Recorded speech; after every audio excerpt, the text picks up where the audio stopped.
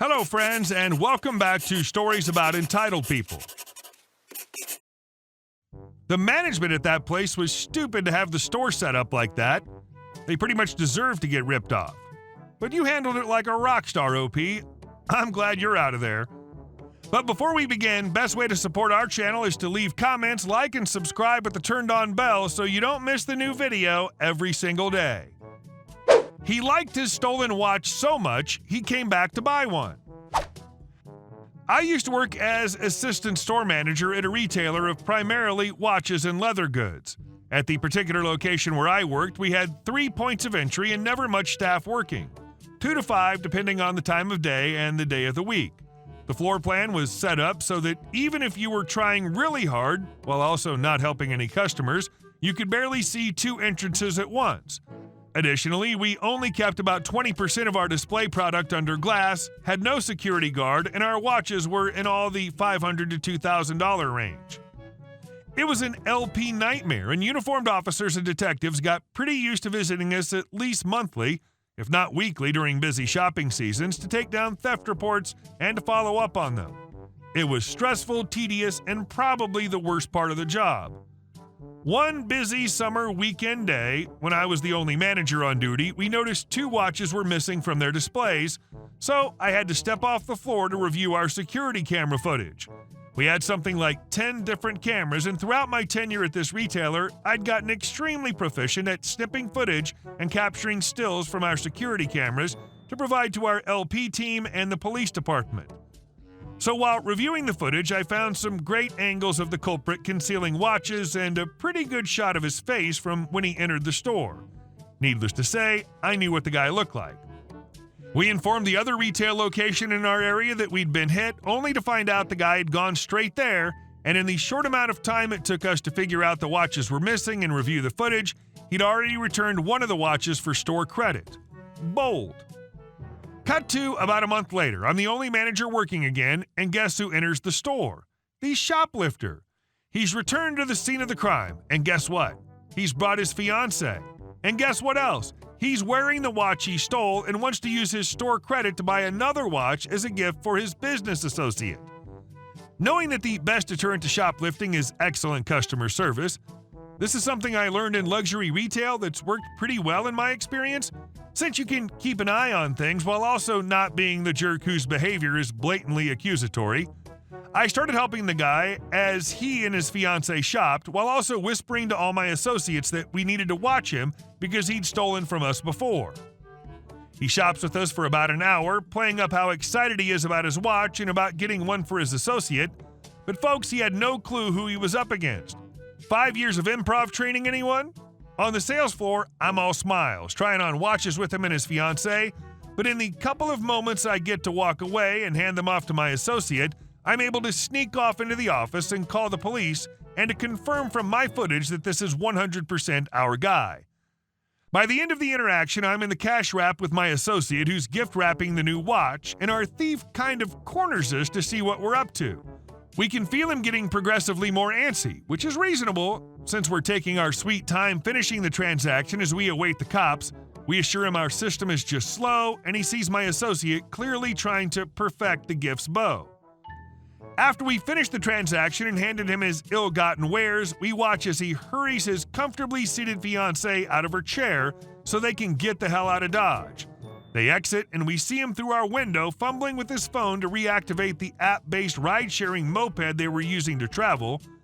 As he's doing this, the cops cruise by and stop just a few car lengths ahead.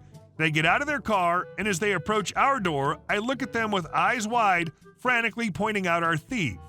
They go and arrest this guy, literally just as he's sitting down on the moped with his fiancée, who's visibly baffled by this development.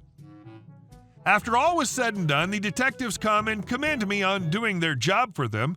Shoplifting arrests after the fact rarely happen, so they were pleased to close the case, and I end up looking the guy up because he gave his real name for the transaction, and I find out he's some kind of jet-setting yoga instructor.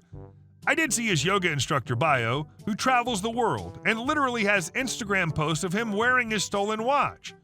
Clearly the guy could have afforded it, but got some kind of thrill from shoplifting and returning to the scene of the crime. As for the fiancé, while I have sympathy for her, it's probably better she found out about his kleptomania before saying I do. Anyway, I left that job a few weeks later to work at another company where I'm happy to report I haven't had to file a single police report for the entire year I've been there. The energy of this storytelling was equally entertaining. I completely felt your excitement about being sneaky. Good job. And our second story. No, I won't clean your table, but you can talk to my manager. She won't either. A couple years ago, I was working for a theme park as a live entertainment support tech. As you can tell by my username, I'm a lightning stagehand by trade. This particular story takes place on my second day of work, after returning from a 4-year hiatus. We were all working hard to get the summer show up on its feet and ready for tech in a couple weeks, so we took a longer lunch break than normal, low-level staff like myself and our department supervisors, at a pizza place across the street. Now, the way we dressed for this position was fairly distinctive amongst our staff, but I guess less so when you leave the park. We wear show blacks, all black clothing, down to socks and undershirt. Some stickers even insist you wear black underwear. The black shirts, button-up work shirts we had, as well as the ball caps several of us were wearing, had the name of the theme park and entertainment in silver, in a less than missable font. On top of which, we had name tags with the company logo and our tool belts on our hips.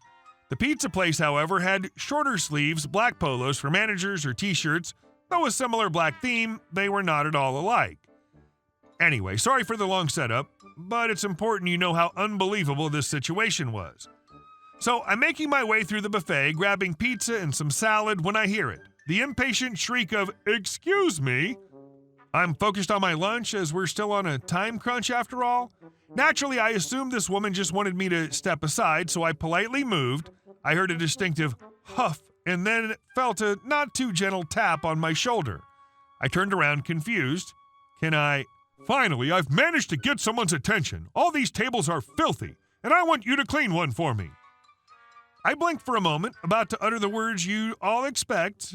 I got as far as, I know you're on your lunch break, but you can stuff your face in a while. You have a paying customer here with no place to sit. Am I just supposed to eat standing like an animal? Yes, she actually said that. I point to the logo on my work shirt. She doesn't even look.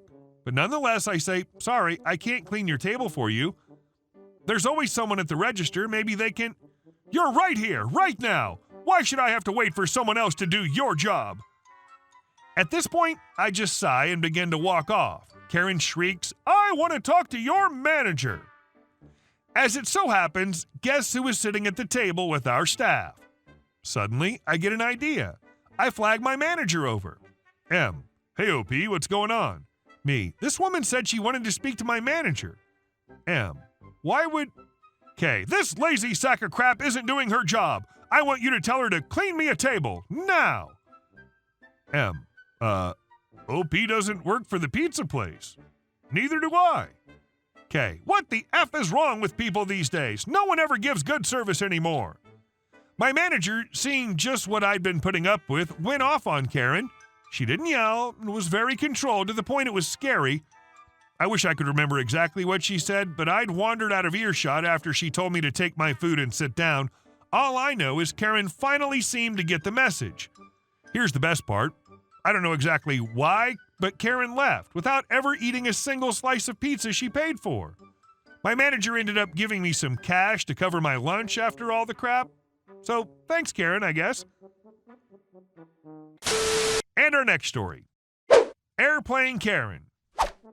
So I'm not a small guy. Other than being slightly rotund, I'm fairly tall with most of my height coming from my legs. Long legs and short arms, FTW. As such, whenever I fly, I always pay for an upgraded seat. Those few extra inches of leg room saves my knees from abuse from the seat ahead of me.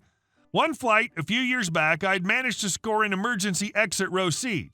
Now, this airline, in order to satisfy emergency exit row space requirements, simply moved the row I was in back an inch or two, meaning the row directly behind had less than normal space.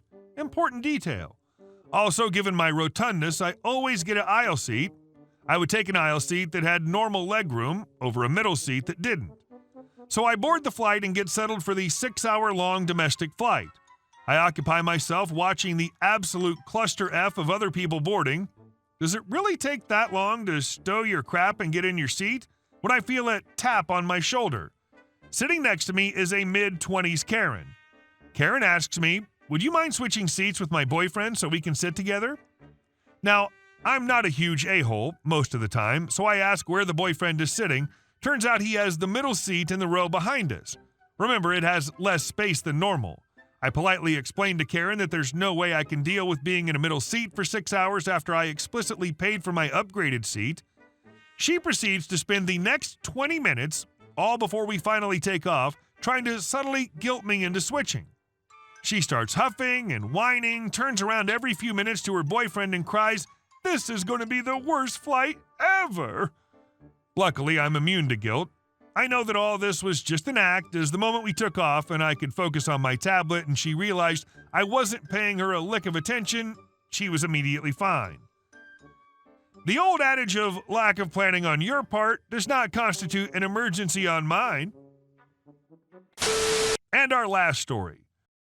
Neighbors built a fence in the middle of our driveway and are blocking access to our garage. Our most recent neighbors have been living next door for about 3 years. The driveway is shared and sits between both of the houses. The gap between the houses is rather small, so the driveway is narrow and long. Because of this, if a car was parked on the driveway, then we wouldn't have been able to get our vehicles out. Our garage sits at the end of the driveway. The neighbors began to park their vehicles on the driveway and would block our access. Their guests would also block our driveway. The neighbor's a tow truck driver, and he would park his tow truck on the street, blocking the entrance of the driveway, and would park it in the driveway as well. At some point, we asked them to please stop blocking the driveway. The situation escalated to them building a fence in the middle of the driveway. We now don't have access to use our driveway, and one of our vehicles is trapped in the garage.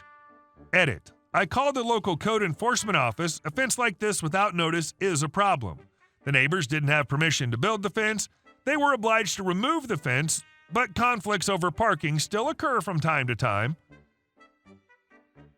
Hey guys, thank you all for watching the video. I'll see you in the next one.